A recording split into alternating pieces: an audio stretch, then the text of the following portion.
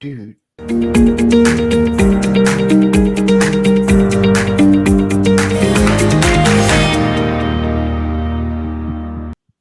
right, we're here. We're here. Hello, everybody. Good day to David Blackmon in Texas. David, how are you today? Oh, I'm just wonderful everywhere except LinkedIn, where I've been banned. Apparently, we'll see how Oh my that all gosh. works out. Oh my gosh. I Yeah, can't wait to hear more I about have that no one. idea why. Good morning or good afternoon, Irina. How are you today?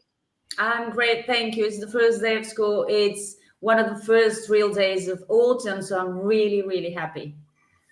There's finally my kind of weather. Yeah, I'm sorry if I disappoint anyone, but autumn is really normal this year. Oh, excellent. Excellent. And It's we've got Stu Turley here today. Where are you today, Stu? I'm still in an undisclosed location up here in Oklahoma, so you got to love it. Awesome. All right. And I'm Tammy Nemeth, and I'm in an undisclosed location in Canada. Next week, I'll be back in the UK.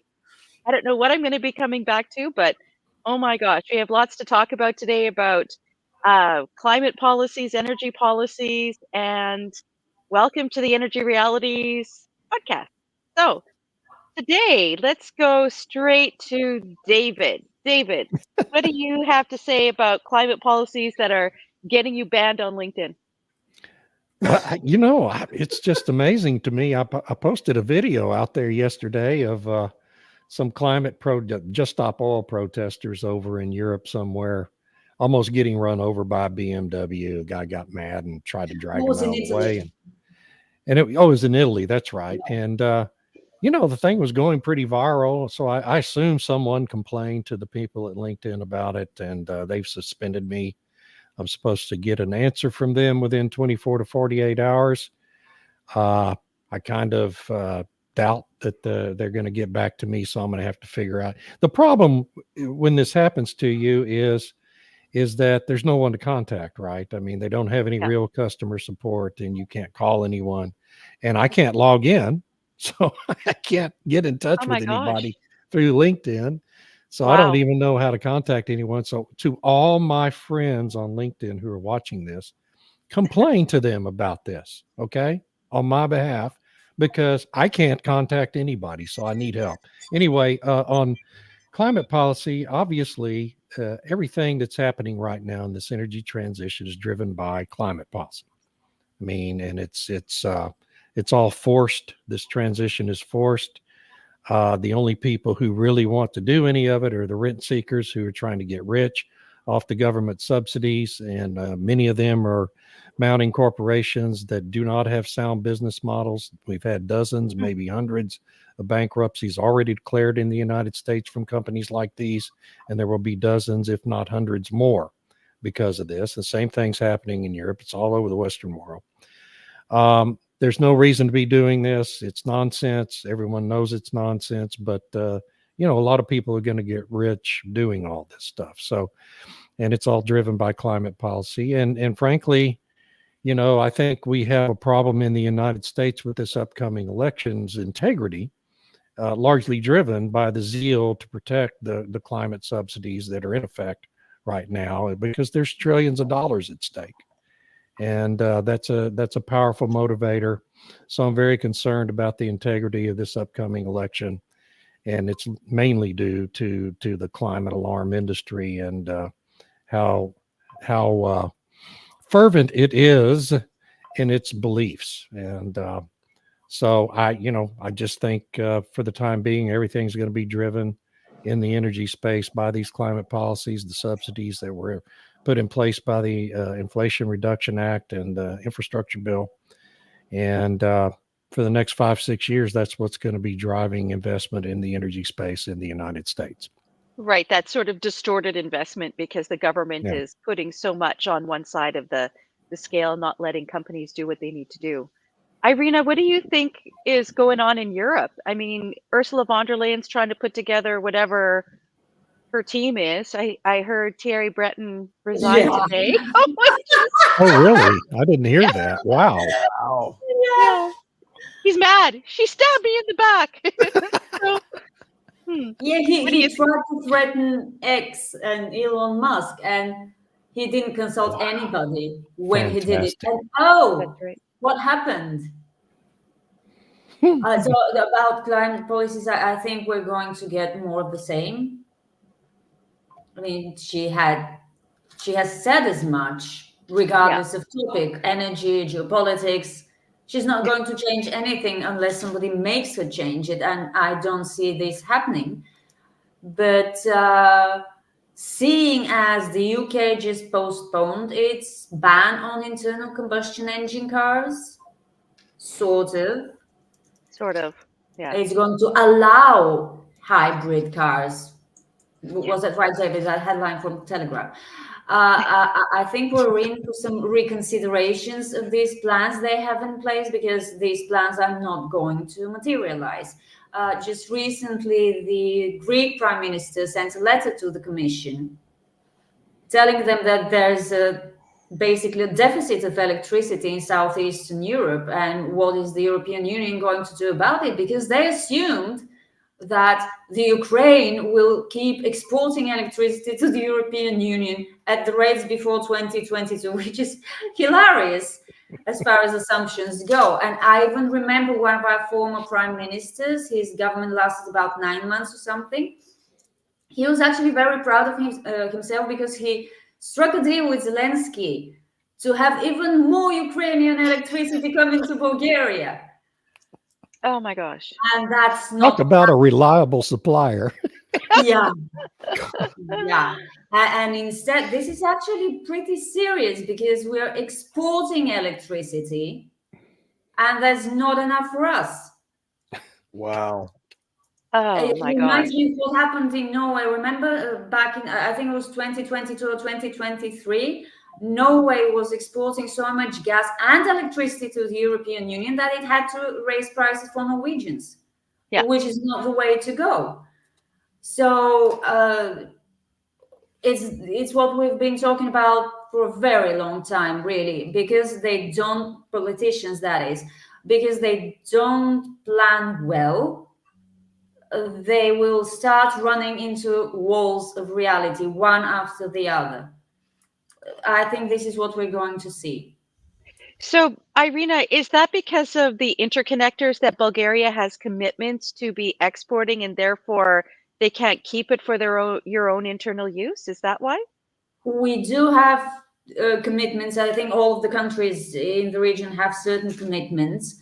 But now that these exports from the Ukraine are gone, the situation, I understand from this letter by the Greek Prime Minister, is becoming dire. And actually, he's urging for more interconnectors, for a more interconnected grid in Europe, which to me is pure madness. Because when you have these interconnectors, you have commitments. And if your generating utilities don't have the capacity to satisfy the domestic market and fulfill their export obligations, we have a crisis and a lot of unhappy people. Yeah. I don't think the answer to Europe's grid security is more interconnectors. I mean, look at Germany. Germany would be sucking in electricity from everyone if it could. Yeah. If it could, for sure. Yeah.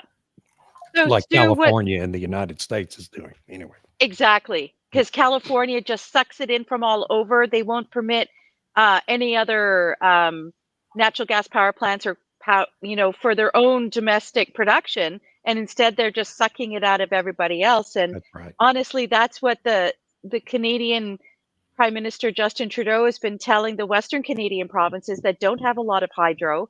They're like, he said, just build more interconnectors. You can get your electricity from Quebec.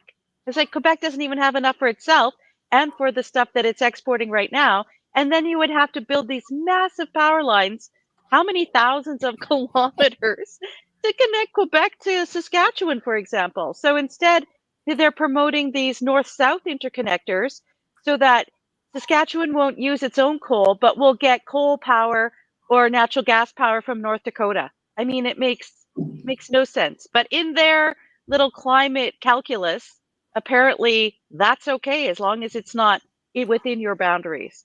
So, Stu, what's your take on the different climate and energy policies that are confronting us in the energy reality space? That's a very good question, and I'm not sure if I'm ready to answer that. But let me go ahead and make a stab at it here. This is from Ananias. I love this. He put this out on Twitter this morning. For our podcast listeners, I just want to read this one post from him. Quote, fossil fuels' share of total energy supply in 1973 was 87%. After spending trillions of dollars to reduce dependence on fossil fuels over 50 years, global dependence on fossil fuels in 2022 was about 82%. Here's the shocker. It increased in 2023 to 83.8%. So the Green New Deal is a wealth transfer program. And there's two other things that really get me worked up. When poor countries go to, we'll talk about this later, but when poor countries go to the European Union or the international banks, they borrow money for renewable projects, which drives the price up to electricity for poor countries that can't afford it. So therefore, they can make the wealthy countries more wealthy and the poor countries more poor. So it just drives me nuts. Yeah. That's the whole project in a nutshell, though, isn't it? How was Yeah. that for an answer? But I was thinking, if interconnectors are so hot right now, what happens with the grid that is increasingly dependent on wind and solar?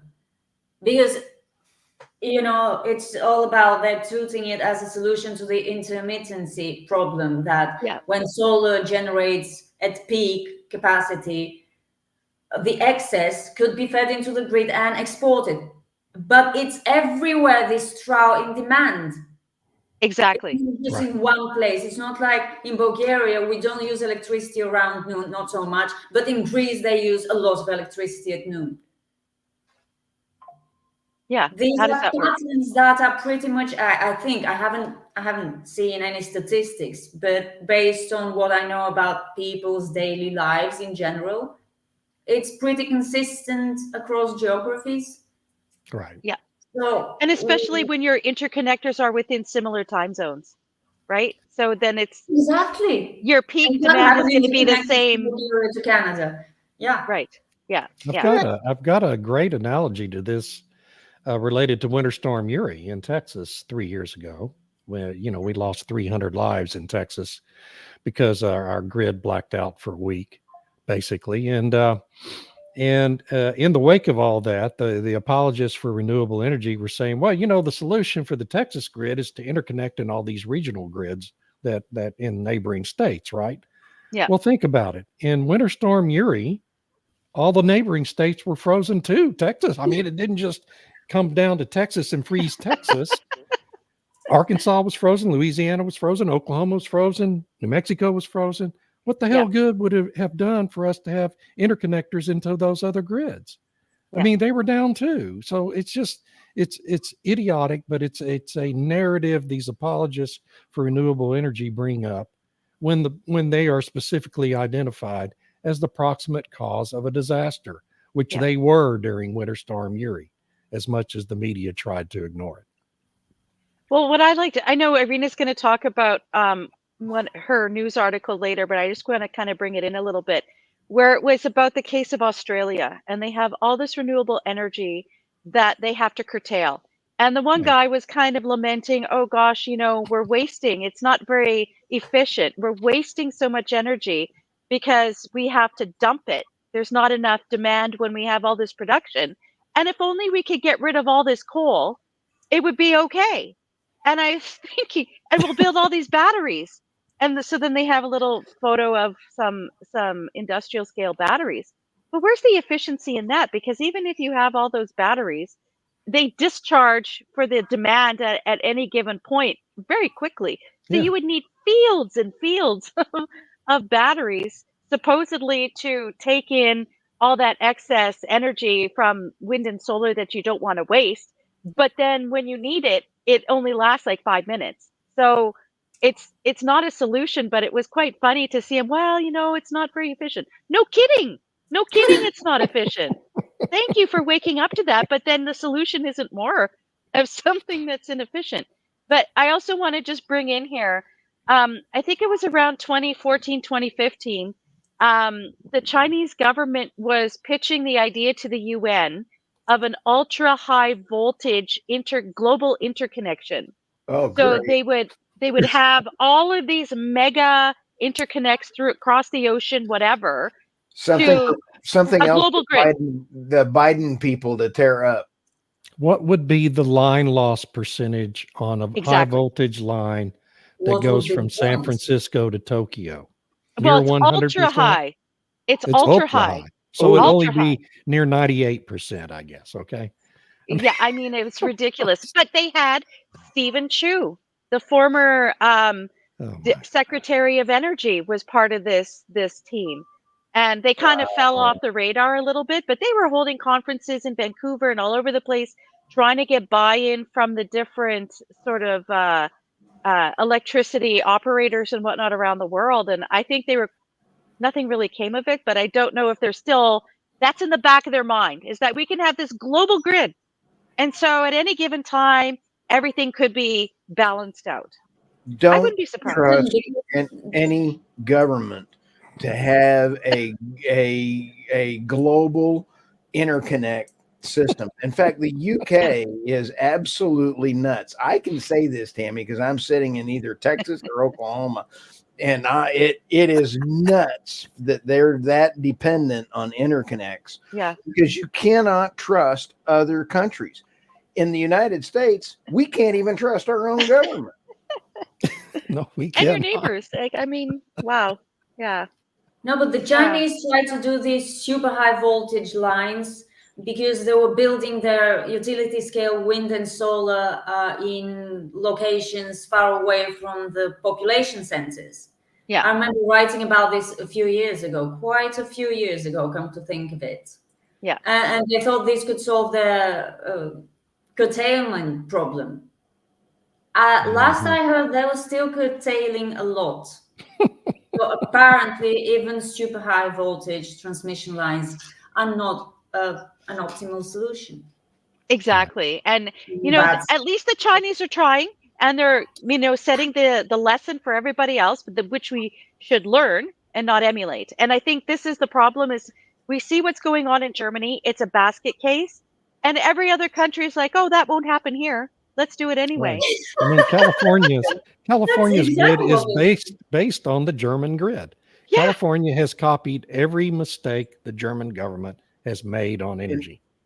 And that's why California basket case. Do you remember the Moore's Law? Moore's Law at Intel. Moore was one of the founders of Intel, and he put out there and said, every 2 years, the number of the transistors will double in the Intel processors, and that law still has been holding on for all this time. And so that's what the green activists want out of their policies, is that kind of law. Well, I've come up with another one in that article that you want me to work on, and I'm working on as part of this law. I'm not going to call it Turley's Law, because that would mean that I think I'm actually a legend in my own mind. But what we're seeing is the more governments force themselves to go renewable, the more fossil fuels we use. It is a very simple formula. The more stupidity we have in policies, the worse it is. It's unbelievable. So I did an interview last week. 18 months. Thank you, Tom. Yeah. I did an interview last Friday, I guess it was, on NTD News, in which I told the anchor that what's happening to us, and I think it's a really viable point that we all should be making, is we're being forced to fund two power grids now in the United States and in Europe. We're being forced to fund this virtue signaling grid made up of wind and solar, and the batteries that have a 3-hour cycle time and don't really give you much benefit, right? And then at the same time, for every gigawatt of generation they put in this virtue signaling grid, we have to add a full gigawatt of backup capacity, either natural gas, coal, or nuclear. So we're having to fund that too. So we're funding two different power grids, a virtue signaling grid and a reliability power grid, right? To keep the light, actually keep the lights on. And this is not a sustainable model. And it's going to bankrupt our countries if we don't stop it soon, because we can't afford this. We're all funding all of this with additional national debt. And the United States this year is going to spend $1.2 trillion on interest on the national debt, which is more than our entire defense budget in the United States. This is not a sustainable situation, and we have to stop it. Okay. That's David's rant for today. Yes, it is. But you're absolutely right. I mean, they keep telling us that a renewable system, and I use renewable with quotes here, wind and solar, which is completely unreliable, that it's cheaper. How is it cheaper if you have to duplicate? Everything's a duplication. And it's not even duplication is just so that you can keep the heat on and the lights on and everything else. So it's like, why not skip the virtue signaling part and just have the reliable stuff? And even if people believe that, we're in a dire situation with CO2 emissions or something, then why not be building more nuclear? Why drag your feet on nuclear? So, yeah, I mean, it makes no sense. And I think all we can do is keep repeating that the energy realities are that it's more expensive, it's not cheaper, and we need to make sure that we have stuff that's reliable and secure. And interconnects are not a way to keep secure. You know why? And then there's the added element that they're making the backup generation more expensive with carbon taxes. That's right. They're making it more costly for generators to generate. And now we have the European Union thinking about methane taxes on imported LNG, because this is such a marvelous idea on top of everything else. It's just going to make everything so much cheaper. By the way, thanks to so-called renewables, negative prices on the European electricity market this year have reached a record, and this record will be broken next year because they'll be putting more wind and solar, and this is not bringing any electricity costs for consumers down. Big surprise. And then they say it'll make it cheaper. No. It's a genius of idiocy. Let me ask the panel this. Why do you think there's such a hold on governments wanting to move to nuclear? I've got my theory, but I just want to see, why do you think, like in the US, we have 0 big nuclear reactors on working? We have 3 approved that are the smaller reactors, like David over in Abilene Christian. But I think I got my reason. I mean, the clear answer to me is that the nuclear power industry is not a client industry of the Democratic Party in the United States, like wind and solar are. That's why. Okay. At its base, I'm sure there's other reasons people can think of, but at its base, that's the reason in the United States. My theory is, and so that in speaking of Texoka language, half Oklahoma, half Texan, it would be because the nuclear industry in the United States is not as easy to graft steel or have kickbacks in, because they're such different kind of projects. Yeah. Irina, why do you think? To build, it costs a bit to build. Okay, so Irina, your thinking is that there's all this foot dragging because it's expensive? I think that's deterrent for some sensible brains, if there are any. But I agree with David, with the difference that we don't have a democratic party in Europe. But if you're on the green train, you stay on the green train. But then we have Italy. Italy is now considering repealment of the ban on nuclear power, because Italy's government apparently is capable of thinking practically. So Well, not always lost. but nuclear would be nuclear would be a real competitor to wind and solar, and it's got baseload generation. Yes. Right. Yeah. It's So very dangerous. my sense for Italy, though, I thought one of the reasons why they'd passed this legislation a long time ago to ban nuclear was because of seismic activity. Because a lot of the different places where they had wanted to put it back in the 70s were actually in bad spots, where if there is an actual earthquake, if it's going to happen, it's going to happen in Italy, from the volcanoes or whatever. And so that was, to me, my understanding was that that's one of the reasons why they brought in that legislation. But if you're a country, excuse me, like Germany is not in a seismic area. They banned it, and that was purely because of the green movement. The green movement that sees, oh no, if there's one spill, if there's one drop of nuclear waste that hits the ground, everybody dies. And instead of talking about how do we make sure that doesn't happen, how do we protect it, there's ways that you can solve that problem. And Japan has done an amazing job. It took a 9 point whatever earthquake to damage, and it wasn't even from the earthquake, it was the generators that back up the energy. So there's ways they could do around it. I think another issue maybe on why there's this slow move with nuclear, maybe they don't have enough technicians. Maybe there's not enough skilled people around who would be able to work in these facilities and build them. Because my understanding is that when Poland, the previous government, was going to build all of these SMRs, the small modular reactors, the Polish government went to the tech schools and said, this is how many engineers we're going to need. This is how many employees we're going to need. You guys need to start training now. You need to start putting people through the pipeline. So maybe that's part of it. But I think Stu, Dave, Irina, you're right in the sense of there's like this, there needs to be a PR campaign. And maybe it is because there's not enough groups getting kickbacks on.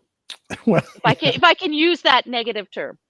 Our industry in the United States still hasn't gotten past 3 Mile Island, in which no one was harmed in any way, shape, or form. And that was 45 years ago now, and they still haven't gotten past the PR hit from that. Yes, thanks, Mark, for that great point. He says Chernobyl had a big impact on EU politicians. Absolutely. And how long ago was Chernobyl? 30 years ago, 28 years ago? No, about 40 years ago, but please, we're closer to the Ukraine than any of the countries that are crazy anti-nuclear. I had to drink iodine, when we heard about it. And in Germany, some sheep died or something. And we were building a second nuclear power plant until recently. And the Romanians are building new nuclear power plants. Yeah. Has the power plant in Bulgaria been? I'm not afraid of death. Huh? Has that second power plant been mothballed? Yep. Wow. Because we had successive governments, because it was Rosatom that started building it, and then the government changed, and we wanted the Americans to build it, but something happened. I think it was going to be too expensive. So now it's sitting there. Oh, so this is about Russia. So they didn't want Russia to be building in Bulgaria, so they just canceled the program and no one else will take it up. Yeah. Holy smokes. Well, that sounds about right. Yeah, it does, doesn't it? But my point was that some European countries, the crazy ones apparently, are not so scared of nuclear, because we've had nuclear for decades. And despite Chernobyl, we didn't turn paranoid, because we know that nuclear is a reliable source of energy, and Chernobyl was a result of, human errors. And it doesn't happen every year or even every 10 years. Oh, but when it happens, it's disastrous. Yes, so is a plane crash. But how often do these happen? Air travel is considered the safest method of travel. Yeah, absolutely. You can't have everything and risk nothing. Exactly. It's about risk management, right? And so if you put the Exactly. proper controls in after and know how to clean up afterwards if something really terrible happens. But I mean, some of the new reactors are incredibly safe, Because they've and been working on that. exactly because Yeah. the people are concerned about it. There's ways to problem solve this stuff. Mark had a good point here where he says we had the Chinese involved in the UK, and Oh, I remember that. yeah, so the Chinese were involved, and then the French were involved, and then I don't know, maybe that'll get built sometime this decade. It'd be nice. Is it still getting built? I mean, is construction ongoing? Hinkley Point, whatever? Yeah, I think so. I'm not sure. And yeah, so so Mark has another point here. He says, Irina, I agree, but the progressives will not engage. It's Yeah. easier to virtue signal. Yeah, more politically beneficial too. Yeah. Yeah. Oh, one last thing before we move on to the headlines. Someone had sent a tweet, it was or whatever it is on X, where they were pulling out excerpts from the court case of that energy company that's suing Greenpeace. Oh, And yeah. I'll Energy I'll transfer. circulate I'll circulate a link to you guys to read the brief that was filed, because it really highlights how the environmental groups have been sort of weaponizing the rhetoric and doing these kind of fake false grassroots things in order to stymie development and whatnot. And so I just put a thing out there. I'll put a link to everybody, and maybe we could chat a little bit about it next week or something. But it's priceless. What they're saying is absolutely true and is priceless. Wow. Gail has a point here. She said Canada should be moving on the building of nuclear plants. Yes, and it's going like walking through molasses. Yep. The Saskatchewan government is they've nationalized power generation for, I don't know, 80 years or 70 years or whatever, and they just recently created a crown corporation called Sask Nuclear. So they now have a state-owned nuclear energy company, I guess, and they're partnering with Bruce Power in Ontario to explore building small modular reactors in Saskatchewan. And what's interesting is Saskatchewan has the best uranium in the world. It's like the highest quality and easy. Like there's a lot of uranium in the ground.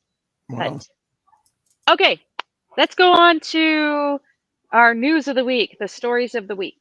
Oh boy. Here we go.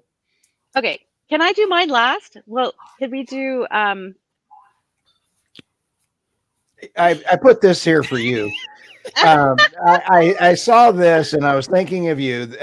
For our podcast listeners, there is a bunch of elderly ladies that are in a Zodiac trying to sneak into the UK, and it says pensioners making sure they won't freeze this winter. That is all on me, Tammy. So don't be mad at me. I thought it was pretty cute. That's funny. Well, I mean, the government had a payment in the UK for retired people to help pay for the increased cost of heating and energy, and the Parliament voted it away. So now all the pensioners are going to freeze this winter. I'm sorry. I love Captain Poopy Pants. Way to go, Yeah, man. Yay. Sorry. Okay, there we go. Here's Irina's. Okay, so Australia wasting record amounts of renewable energy as share of wind and solar source. I don't know how to start. The subheading or the lead of this story was that it's a good thing. Now, I read the story twice. It could be because English is my second language, but I could not understand how it is a good thing, except in the first few paragraphs. The author reported that at one point, New South Wales produced as much solar power as its coal plants at one point. So was that a suggestion that they can turn off the coal power generation, because at some point solar would produce so much power that it could, offset the loss at one point? I can't stop repeating this. At one point. Yeah, they And said that at day, the yeah. end. it's great that so much is being wasted or curtailed, because it means they're producing so much power which they can't use, Yeah. which is probably where the batteries come in, which is inefficient. And really, who cares? It's actually not a good thing that you're wasting electricity that you could be using, but you can't really use it because there's no demand for it. And I can't wait for the moment when some people in decision-making positions realize that electricity is strictly on demand. If there's no demand and there is supply, you have to check it. Yeah. Because batteries are expensive, batteries are inefficient, as you said, Tammy. However huge you make them, they will need to be really huge, and this means hugely expensive, which means the electricity they release will also be hugely expensive. And what happens if you can't recharge them before you need them again? And how long do they last? Because if you're charging, and then you pull it out, and then maybe you don't use it all, there's issues with the longevity of those batteries. And what's the material cost, the mining, and all of that? Not efficient. But it's the simplest possible situation, and so many people fail to see it. And yeah, it's a good thing that they're wasting so much wind and solar electricity. Well done, New South Wales. Yeah, because they were talking at the end there about how great it is they'll be able to close the coal plants even quicker. No, they wouldn't. Oh my God. Yeah, but that's what they're saying, right? I mean, it was just the Yeah. most bizarre. I know. That's what they're saying, and they believe what they're saying. They're saying it in all earnestness. Yeah. Okay, so But I'm done with that. Okay. that one. Yep. This one. This is one of my favorite think tanks, the Institute of Energy, Economics and Finance or something. It's a green think tank, and it has a special weakness for LNG. So apparently Europe is at peak LNG demand, which heightens risk of stranded assets. This is another of their favorite topics, stranded assets. And they're basing this warning, because it's a warning about stranded assets in the form of LNG import terminals, on the fact that European LNG imports this year are down from last year. Yeah. But there are pretty obvious reasons for that, such as they filled up their storage last year, so they had a lot of that left when winter ended, so there wasn't as much demand. Then we have the deindustrialization of Germany, which we're not supposed to talk about, but is happening. So obviously demand is lower. Imports would be lower. You can't say that this won't happen, that this won't change. Maybe at some point demand will rebound. And maybe that's why Germany is building so many new import terminals, because it will need the gas. Yeah. But yeah, we're having the big demand flag waved again, and stranded assets, of course, stranded assets. Yeah, they always repeat that. And it's yeah. interesting if you look at their about page and who's funding them. It's the usual Climeworks and a bunch of different foundations and whatnot. And interestingly, in the article, near the middle or the end, it says they are committed to accelerating the energy transition. Well, yeah, they're not hiding it. Here we go. They're not hiding it.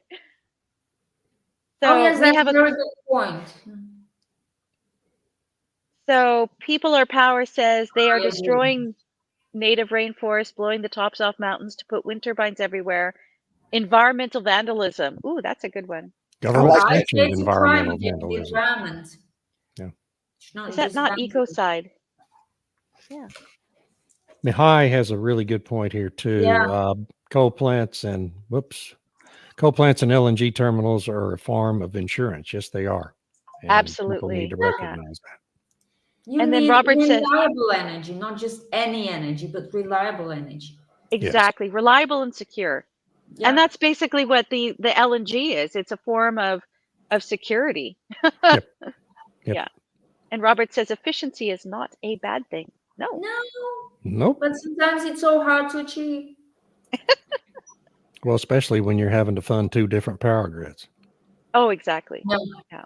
Do you want to add anything more on that, Irina? No, I'm done. Thank you. Oh boy. So here's mine. Wall Street Journal, big headline report. I think was published Friday about Jim Farley, CEO of Ford Motor Company. Made a recent trip to China and got all scared of encroachment. Guess what? A bloodbath, a coming bloodbath for the United States automotive industry. Gee, who Where have I caused a heard media that? uproar in March by using the word bloodbath to describe what is coming to the United States auto industry thanks to encroachment from China? That would be Donald J. Trump, who has since suffered 2 different assassination attempts, but we won't talk about that here. So Mr. Farley's very concerned, obviously, about the potential for China to enter the U.S. market. He's old enough, like I am, to remember what happened when Japan flooded the U.S. market with inexpensive, high-quality cars that Detroit couldn't compete with because Detroit was continuing to churn out guzzling 4,000-pound clunkers with 454 V8 engines in them, okay? And Nissan and Toyota and Honda came in with these smaller, fuel-efficient cars during a time of high gasoline prices and damn near bankrupted the entire U.S. auto industry. Yeah. They all survived, although Chrysler has never really recovered. Ford, GM did recover somewhat. And the benefit was all of them were soon, within a decade, making very high-quality automobiles that were fuel-efficient cars.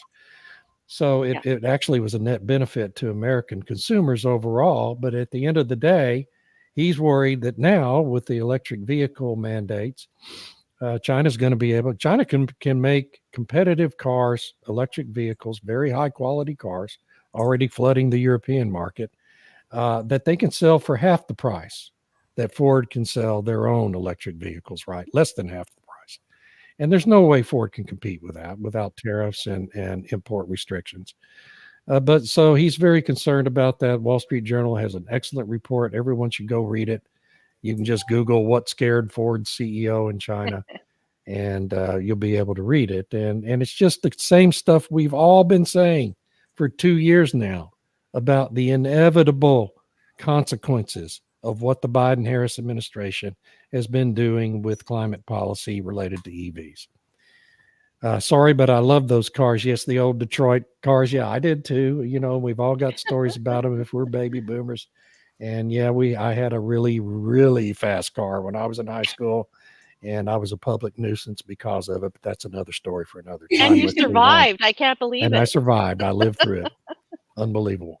Anyway, let's go to the next story. ExxonMobil hydrogen hub. So there's attracts billions from major investors, Mitsubishi and oh my ADNOC, God, wasn't it? ADNOC. It was It was ADNOC. the other company. Yeah, billions and billions of dollars flooding to ExxonMobil now to buy equity interests in their big hydrogen hub at their Baytown refining and chemical complex that is specifically uniquely located with a unique business plan that's going to leverage ExxonMobil's already on staff expertise, these incredible engineers at ExxonMobil and business managers at ExxonMobil, that I believe makes that hydrogen hub uniquely situated to be a success story in the United States, where pretty much all the other proposed hydrogen hubs are going to be miserable failures. Because what's ExxonMobil going to do? They're going to take the natural gas It's a byproduct from the refining process, already an enormous process at Baytown. They're going to take that natural gas, they're going to convert it into hydrogen, and they're going to use part of that hydrogen to reduce their own carbon emissions by powering all the power provides needed at that refining and chemical complex. And then the rest of the hydrogen, they're going to convert into ammonia and sell it to consuming companies like Mitsubishi, who wants to buy a big chunk of the hydrogen to use in their own fertilizer manufacturing processes. And they're going to be able to make that ammonia very cheaply and sell it at a highly competitive cost to those companies that want to buy it to reduce their own carbon footprints of their own fertilizer operation. So this is I just believe, and we'll know in 3 or 4 years, they're going to make a final investment decision next year on whether or not to move ahead. It makes sense. Collecting these, Yeah, yes, and it totally makes sense. It's a very sound business model. It's something that Exxon would not be mounting this effort, folks. Believe me, if they did not fully believe they're going to be able to turn a profit with this hydrogen hub. And I would submit to you 5 years from now, we're going to look back on this, and the Baytown Hydrogen Hub is going to be a success story. And what is there, 7 or 8 that other projects that the Department of Energy has funded hundreds of millions of dollars in subsidies to, they're all going to fail because they're not sound business models. And the companies running them do not have the on-staff expertise already on their staff needed to mount those successful projects. So I just wanted to highlight this because I know a lot of people are skeptical about hydrogen for a lot of really good reasons. You got 2 of them on this panel right now. Right, I know. And you should be. I'm skeptical about it too, for all the pie in the sky crap about running cars on it and converting natural gas power plants to it. You can't do that. The infrastructure won't work with hydrogen molecules like it works with methane molecules. All those reasons why those other projects are going to be failures. This one's going to be a success. And just bookmark this and come back to me in 3 years and tell me if I'm not right about it. But I think it's not green hydrogen. It's not green hydrogen. It's not green hydrogen. So climate activists will be demanding a ban on all non-green hydrogen in 3, 2, 1. Yeah. There will be an attack on hydrogen.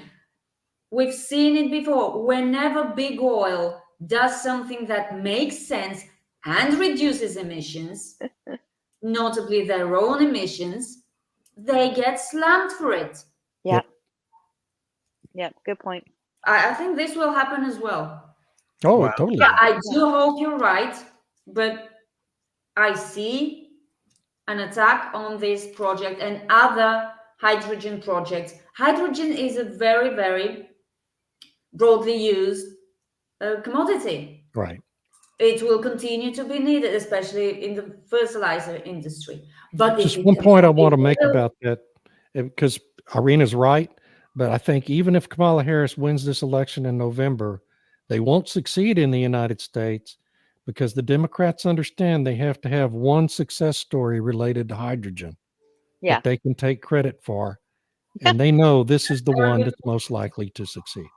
And still, it's not green hydrogen. It's not green, but it is hydrogen. So, Yeah, the Democrats have to walk that fine line between the crazy radical environmentalists who want no hydrocarbons at all, and the ones who want to make money off of it.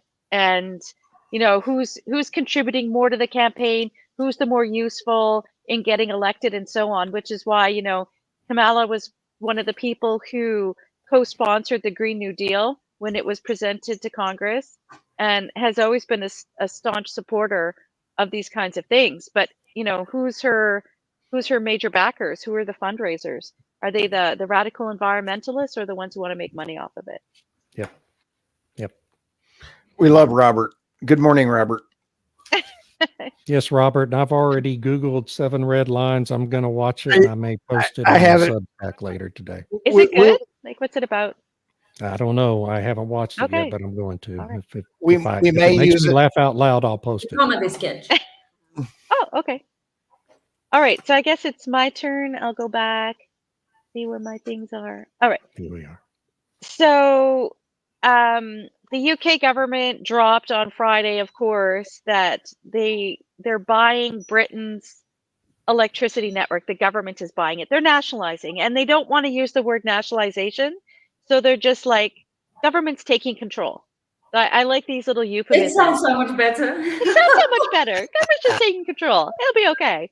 And so it's already like this quasi-independent thing, but the government's buying it, and then they're going to set up another independent energy, IESO, whatever, and independent energy electricity system operator. That's what they're going to do. At the same, like about a few months ago, I'll tie this in here. The whole natural gas network in the UK was bought, it's solely owned now by Macquarie Investments, which is this large institutional investor out of Australia. But it's one of the biggest backers through Macquarie is a Canadian institutional investor from British Columbia. So British Columbia doesn't want, they're trying to stop natural gas to some extent, even though they're the port for it, and they produce a lot in northern British Columbia. But now they're co-owners of the entire natural gas network in the UK, which I find just interesting. But this new nationalized electricity system operator, this government is terrible. Governments are terrible at doing anything, and now they're going to control an already messed up electricity network. So I don't know where this is going to go. Maybe it'll improve things. Maybe it'll make it worse. I'm not sure. It's Can I give odds on it? Sure, give odds. I think it's about 30-1. It's going to make it worse, and I'll take any bets.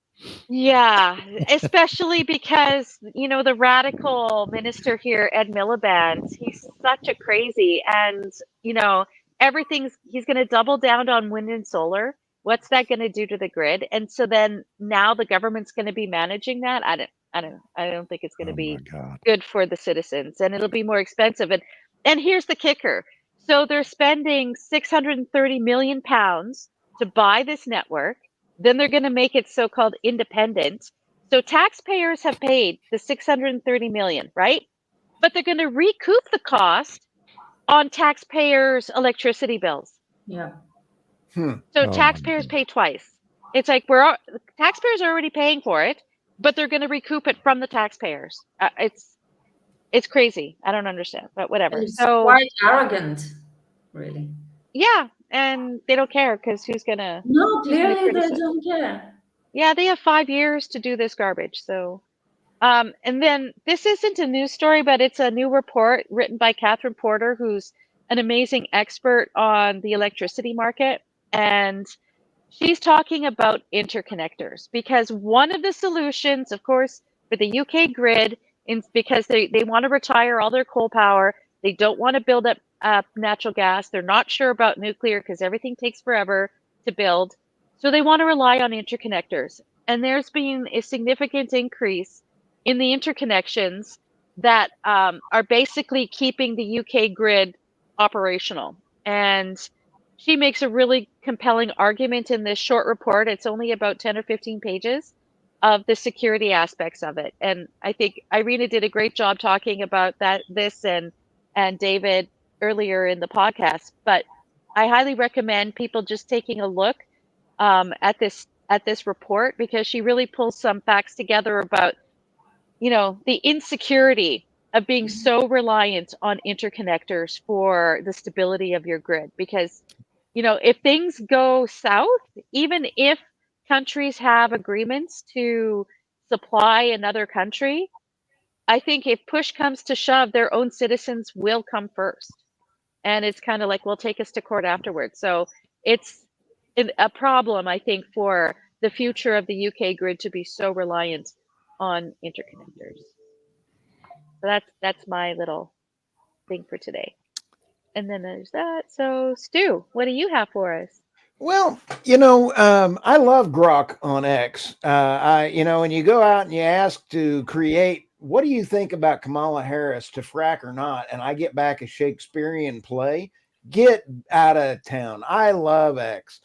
So, but let's talk about energy policies here. This story on Reuters was absolutely wonderful. Italy's central bank backs helping poorer countries fund the energy transition. This is what drives me nuts.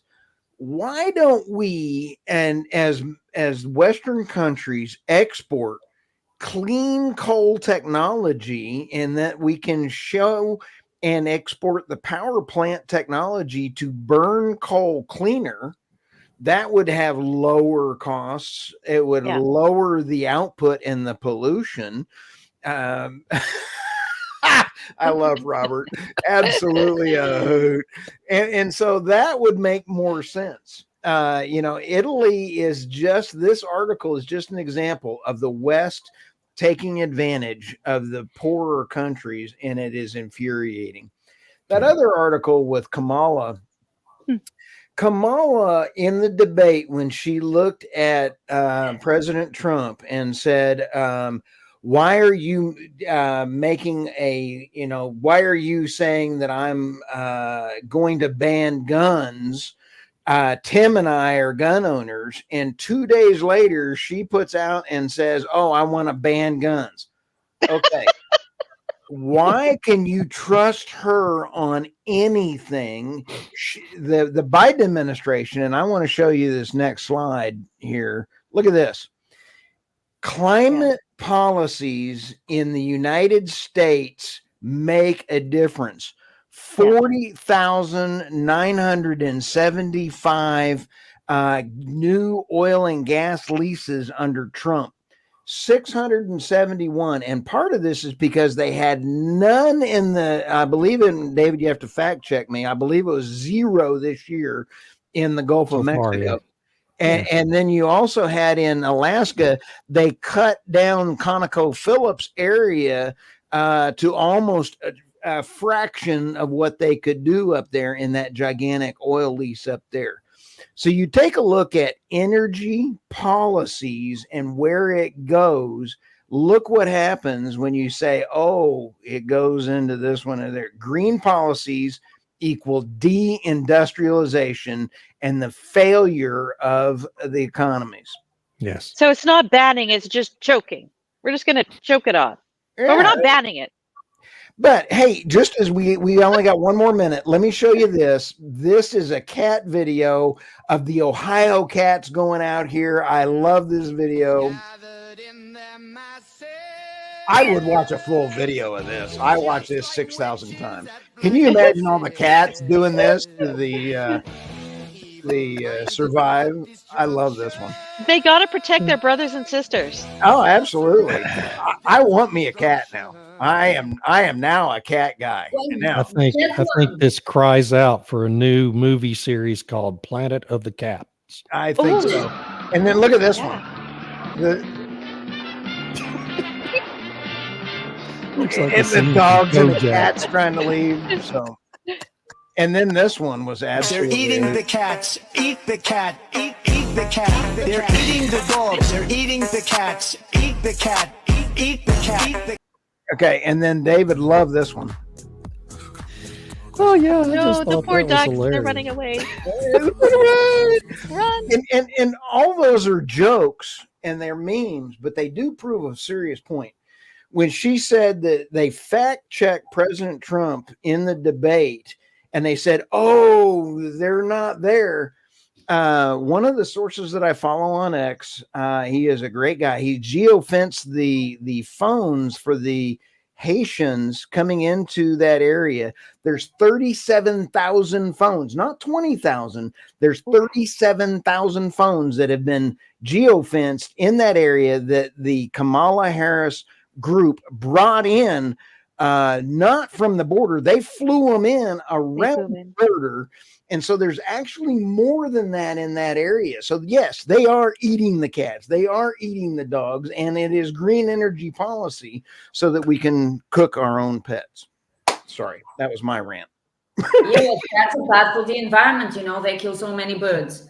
And there are these people calling for the end of all pets because they have such a huge carbon footprint. That is why they flew so many Haitians to take care of the carbon Wow. footprint of pets. I am so sorry if I got you guys thrown off your own YouTube accounts. Oh, I'm today. already I thrown off apologize. of LinkedIn. Doesn't matter. But Stu, get a cat.